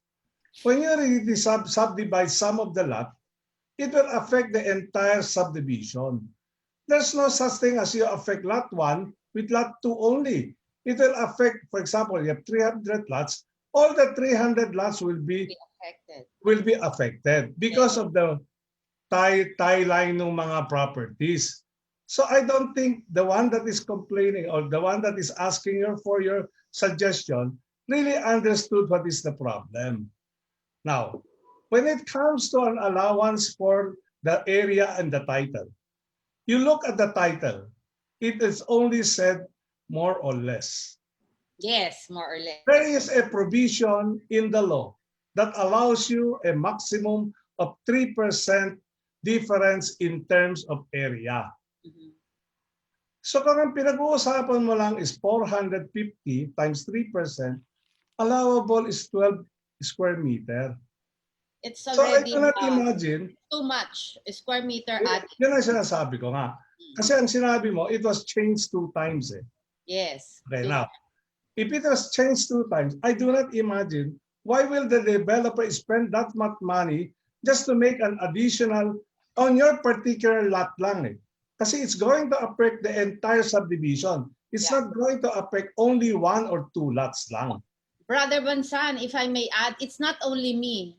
A lot of the other buyers receive the same additional square meters, not only me. And brother, you know, when you were talking, while you were explaining, I received a call from the office. The developer is watching and hearing, and they will settle as soon as possible. Yun ang point ko kasi nga, alam mo, Ma'am Marisa, that's exactly why, alam mo, in practice kasi, no developer will do that. Because the cost involved in the subdivision and then filing again license to sell with HLURB takes a lot of time. That's the reason why, because it's just a pre-selling. It's still a pre-selling. It's not yet a subdivision. It's not yet built. And that's the reason maybe they thought they can add on. Anyway, we're eating a lot of time, but now they called already and they are, please don't tell our company. It's in my, the office called me. We are doing this already. Please don't have our name there. So, ibig sabihin nito, Sis Marisa, effective pala yung forum? Very effective ang forum. They told immediately. And then I said, okay, I'll talk to them later. I mean, the Zoom meeting, this is important. They are watching. They are listening. And then the manager called their VPs and their presidents, call Miss Marisa office. We will do this. Oh, you see how effective it is? Congratulations. Oh, diba? Pero, Ma'am Pilar, kailangan depende rin kung sino yung guest. Oh, syempre. Yes, the answer is given immediately. Di ba? Yeah, we have a very good guest, very honorable, very knowledgeable guest in the person of Honorable Pilar Banaag. So we cannot ask for more. And then, brother, I think we are already running out of time. Can I just ask one last question? Yes, please. Okay. I was reviewing the Philippine qualification framework against the international qualification framework. Okay? If you notice, the qualification framework for the international does not specifically state that on level 8, you need to have a doctorate and postdoctorate degree. I will just give the question lang, but I don't need an answer as of now. Maybe I will answer it, sir. Since it is only a there will be consultative meeting pa naman in the future. I just ask the question that pwede siguro pag-aralan at pag-usapan ulit in another forum next time. Okay? The second question is this.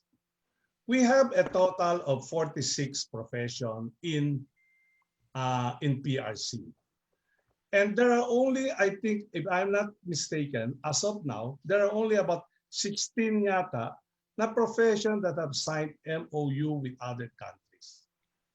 Even though you go into the international standard, assuming that you follow the international standard, you can still not practice there because you don't have an MOU signed with them. Okay, and that is a reality. I will give you two examples. So what is now the question, sir? Hindi kaya, sinasabi ko lang. Tsaka ko na sasabihin yung question. Okay, anyway, ang example ko ay ganito, CPA. If I'm a CPA here in the Philippines, I cannot practice my CPA in America if I do not take the exam again. Okay, yun ang isang example. Another question is, if you do not have an MOU or even you have an MOU signed already, do you think the other party will not think you are a competitor to them? We are talking about specific already now. In Singapore, example, okay, you cannot sell if you are not licensed in Singapore. Even though you have an international standard, but you don't have an agreement with them, you will still not be allowed to practice there, your profession. So what is the question now, sir? Okay, ito yung question ko. Pwede bang pag-aralan maigi kung ano ba ang tamang gawin para naman hindi nagtataka yung mga tao?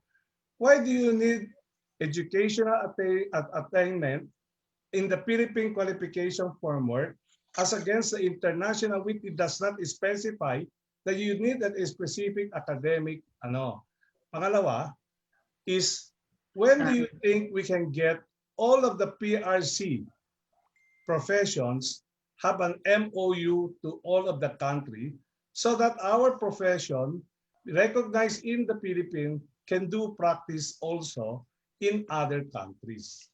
Okay, sir, let me answer. I think hindi lang isang tanong yun, madaming tanong na yun, sir eh. But You anyway, have a lot of questions, so. walang questions eh, puro mo na advice eh. But anyway, let me go back to the basic, no, when it comes to the affiliations or as far as the blending already when we talk about international cross-border qualification of our professional. And I do agree that not only accountants are required to take the board exam in other countries when we practice our profession, but even our nurses, even as far as our doctors is concerned. There are a doctor here in the Philippines, but they went into caregiver with no offense. And this is reality when they go to other countries because our license, our profession, because of lack of academic qualification, we're not respected in other countries. Sorry to say that because that is a reality. Now, you made a cross-reference on international affiliations or the career progression. Take note, and you have to remember, we have our own law. And we are talking about Republic Act 10968, and that is the law that should govern when it comes to the career progression here in the Philippines. Although we can make cross-reference as to the framing of the so-called level alignment matrix, but it does not mean that we will not follow our law. And I'd like to highlight Section 2 of RA 10968, which provides the importance or the recognitions of the important role of education, wherein we have the academic requirement and even training in the national development. Likewise, that particular section in the declared policy of the state provides to institutionalize the PQF, which is the Philippine Qualification Framework, to encourage the so-called lifelong learning of individuals, meaning our professionals, our students, and even our workers, and even to provide the employees specific trainings and standards and qualifications in alignment, okay, to align the so-called industry standards among the objectives of Section 2. I may agree with you in a certain extent that other countries does not require the master's degree or the so-called academic requirement. But look at here in the Philippines. You look at employment as far as the employment sector, employment sector, whether it is private or government. Tinatanong sa'yo, are you a college graduate? That's the basic. But if you have an applicant who is a possessor of postgraduate study, the employer or the hiring agency will give preference to those a holder of the so-called postgraduate studies. Hindi na ho kagaya ito ng dati during my parents' time that the qualification of the teacher is just a high school graduate. But here, when we talk about the qualification of a professional, particularly the teachers, particularly when you taught subjects in real estate, the requirement there is master's degree. So if that alone, when you do employment, the requirement is master's degree, how much more when we talk about our career path? Furthermore, when we talk about the objective as far as the PQF or RA 10968 is concerned, and I'd like to mention the first objective, to adopt the so-called standard or the principles and stages or level of learning outcomes as far as education is concerned. Nandun po yung requirement, education. And when we talk about education, in our case as a professional, being in the entry level, basic degree, meaning Bachelor of Science in Real Estate, or as of now, for those who avail the grandfather clause, any degree at that. And after which, gusto mong pumanik sa next level, ano yung educational qualification mo doon? Ano yung academic qualification mo doon? Definitely, you will not go back to the so-called bachelor's degree, but you have to aim for a higher degree, and that is a postgraduate study, meaning could be a master's degree or a doctorate's degree.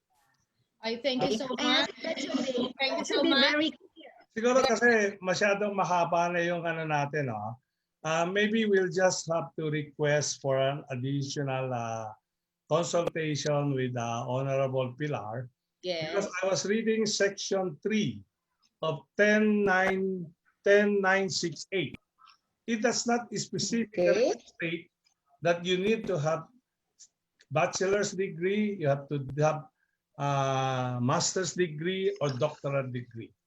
Yung sinasabi natin na when it is a legal requirement as against a work experience requirement, those are two different things. So, marami hong hindi nakapag-graduate, but they were even given special awards or special I think those things have to be discussed properly naman ho before we can come up with a standard that is applicable to everybody. My last question nga lang is this one. Sir, let me react on that. Sir, let me react. Let me react on that. I think you are talking about the questions here when it comes to experience. In fact, meron ditong tanong na pinadala sa akin na sometimes experience is more important than educational attainment. Okay, yun yung tanong dito eh. Okay? And my answer for that is maybe or perhaps experience is in certain extent is important than educational attainment. Maybe, I said maybe or perhaps, but not at all times. Sorry to say this, okay? Bakit? Let me give you an example. Say, you have several years of experience as far as specific specialization is concerned or specific work. And that would make you a veteran already for that specific work. But being a veteran of that specific work, it does not change the fact that there is a change in your academic attainment. Typical example for that. If you are an elementary or high school graduate, you had several years of experience. You earn it from TESDA, you earn it from other vocational courses or even other trainings. After completing such and applying it, earning several years of experience, it does not change the fact that you are still an elementary or high school graduate. So therefore, experience cannot be equated totally when it comes to a holder's degree, because no one can say, I am a high school graduate, I am an elementary graduate, I finished and I learned so much experiences for this field, and I now become a holder of a bachelor's degree. Okay? Thank you very much po. Yes. And I just make one last answer. No? Okay. And along we're this not line, talking sir. about educational attainment. We are talking about the minimum acceptable educational attainment, which is a bachelor's degree. We are talking not about the master's degree or the what they call this, the doctorate degree. If you can accept that the minimum is bachelor's degree plus experience, I would think there's something that a lot of people will be happy, because not everybody at this point can take up master's degree or take up doctorate degree. Considering also that in the Philippines, you are not allowed to teach a doctorate degree when you are not yourself a doctor. Agree. So how do you Agree ako po dyan. implement it in the Philippines right now? Kasi ang target nyo is 2024. 2021 ang, sir, sandali po. Ang implementation natin sa CPS is 2021. Ang implementation po natin sa master's degree at saka doctor's degree 2024. So along that line, when we will implement the CPS, we will be granting also the so-called grandfather clause. Okay? Kaya nga sabi nga namin, any master's degree, if you are a holder of any master's degree and doctor's degree, you can be considered for a certain period of time up to 2023. But the fact remains, when it comes to the academic qualification, kasama po yan sa provision ng batas natin.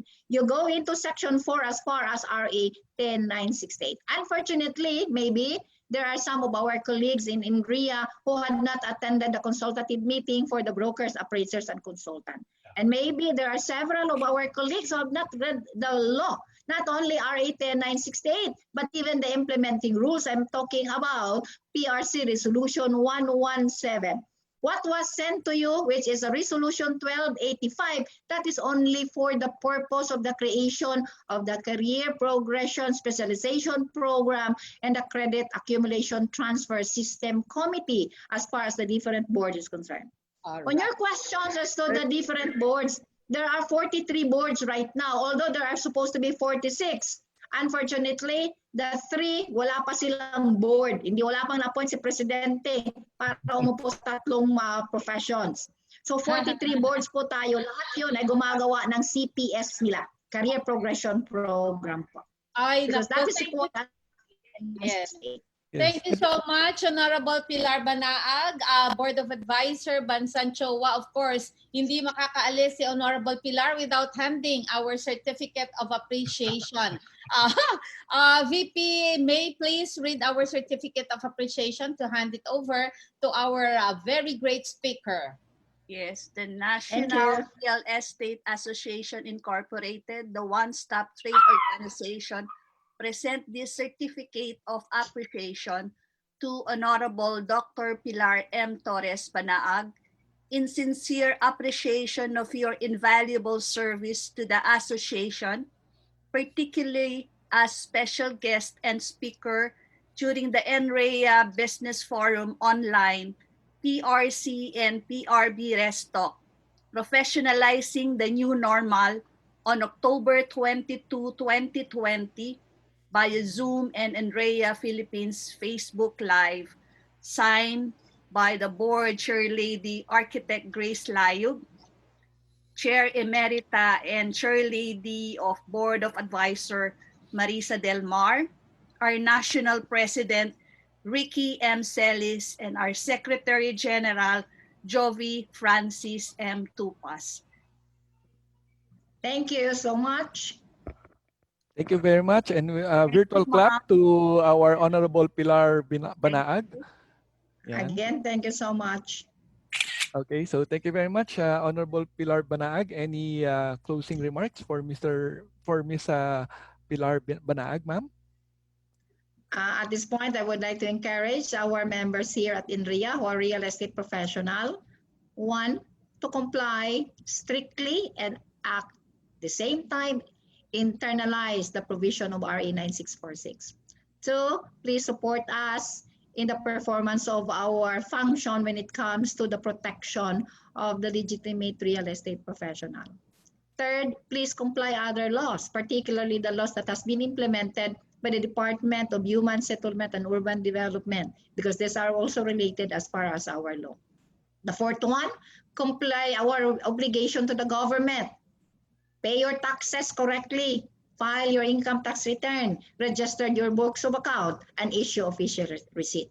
Thank you so much for giving me this opportunity, and I hope we can sustain not only as far as the compliance of our law, but also as far as our career progression and specialization. Thank you. Thank you, ma'am. Thank you so much, Honorable Banaag and Attorney Sugar. May we request everyone to kindly turn on your cameras for our photo opportunity with our speaker. So, Secretariat, kindly facilitate the photo taking screenshot.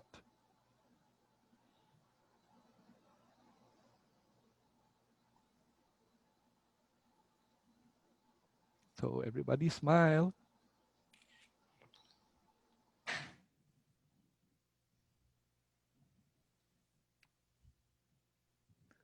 Secretariat, let me know pag tapos na.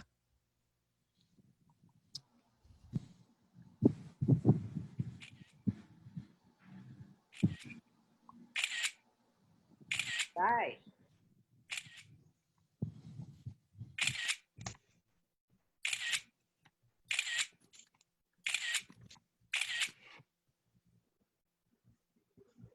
All right. Thank you so much. Thank you so Thank you much. so much. Thank you. Thank you so Thank you so much. Stay President safe and Lee, God bless. Architect Grace Layog, of course, Denny, our Honorable Pilar Banaag. Thank you so much, sister, for that wonderful enlightening day tonight. Kasi almost half day of your life ay nakuha na namin ngayon. Thank you so much. Brother Francis, and of course, Jovi, and of Kasi ang course, bilis ng transaction mo eh. oo nga eh. Pero ang bilis ha, kita mo meron na tayo nakuha agad ngayon. Beneficio. Ultimatum na beneficio. Thank you so much, Honorable Pilar Banaag. Always remember, Nrea will always be behind you, supportive of you. On behalf of President Ricky Celis, Architect Grace Layog, our chairwoman, the board of advisors, of course, our great MCs, Jovi Tupas and May Magtoto. Nrea loves you, to all the dignitaries, all our guests, all our chapter presidents. We love you all. Nrea is loving everybody. God bless us all and keep God safe. bless us all. Thank you so much. Thank And you, you stay safe, everyone. Guys. God bless. Be safe. God bless. We will be Thank staying you. online for about 5 more minutes for other people to, if you Yes, like, you can turn on your microphone, say hi, shout outs. Shout out, yes. Nawala na yung assistant. Hi, Dean Belio. Hello. Thank you for inviting me. Ang dami, I got so many answers. Ang dami kong Yeah. questions, hindi kinaya. Thank you, Tita We Ampi. should have her Reports. more often when we discuss about Hello. Yeah. At least Thank you, one Tita and Belio. Thank you. Thank you. For the, for the replay, Thank you. Mga you can chapter watch the replay again natin, on our our guests, love you Raya all. Philippines. Dr. E. And we will also be Thank you doing a for the post support. editing via all YouTube the account of support. Andrea We love Philippines. you. Thank And you. for the replay, you can watch it again at Andrea Philippines Facebook Thank you page. po. Yeah, thank you, Cons Arlene Posadas. Thank you, Charlie. Welcome, Cons Imelda. Yeah, thank you for the support. Thank you, Dean Belio. Again, you can watch again the replay at Facebook Live. Hindi na Thank pala you, live Tita kasi replay Ampi. siya. So, Facebook page of Nrea Philippines. So, just go to our Facebook page, Nrea Philippines, and then you can watch this all over again. We will also be doing post-editing and uploading it to YouTube, Nrea Philippines. So, kindly like and subscribe and hit the bell notification item sa YouTube. Thank you. Thank you. Thanks, Senny. Hello. Marisa. Again, Thanks thank to you very everyone. much to our Honorable Pilar Torres Charlie Banaag Cao. for being our guest speaker. So sana maulit. It seems na kailangan nito ng part 2 talaga. Where Just United Thank you. Other Thank you, organizations. speakers. Thank you for Thank the you, support. sponsors. Thank you so much for inviting us and the Thank you, PRC. ma'am. And okay kami pag next invitation ninyo kasi magpapadala kami ng ibang representative. No. Thank you so much, ma'am. Thank you, Ma'am. Ang gusto You're ko welcome po. sumagot We're honored. sa inyo. Stay ako safe nakarinig po. ng mga sagot na hindi ko naririnig sa iba. Yeah, din po. that's Dean Belio. Yes, salamat po. Yeah, Maraming lumiwanag sa akin. Oh, see. Dahil Salamat din po. Thank you, Dean, for attending. Thank you, Arlene. Thank you rin. Salamat kayo, Ma'am Pilar. Marami po tayong consultative meeting sa CPS. Hindi po tayo bababa pa sa 10 consultations. More consultations po tayo.